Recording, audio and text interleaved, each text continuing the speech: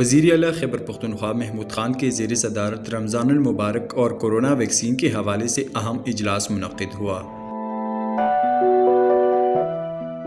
اجلاس میں رمضان المبارک کے مہینے میں عوام کو زیادہ سے زیادہ سہولیات کی فراہمی کے لیے رمضان اسٹریٹجی کی منظوری دے دی گئی۔ رمضان المبارک میں لوگوں کو سستے نرخوں پر اشیاء خوردنوش کی فراہمی کے لیے صوبہ بھر میں 83 سستا بازار اور 52 کسان مارکیٹ قائم کیے جائیں گے، جن میں ہزارہ ریجن میں 17، ملاکن ڈویژن میں 18، پشاور مردان ریجن میں 15، ساؤتھ ریجن میں 14، جبکہ ضمن شدہ اضلاع میں 19 سستا بازار قائم کیے جائیں گے۔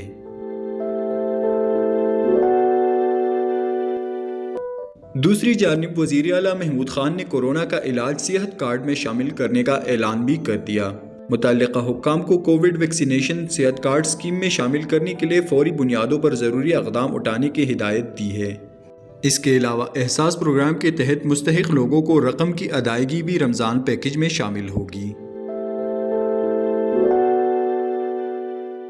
وقاص ہارون، sportstory.news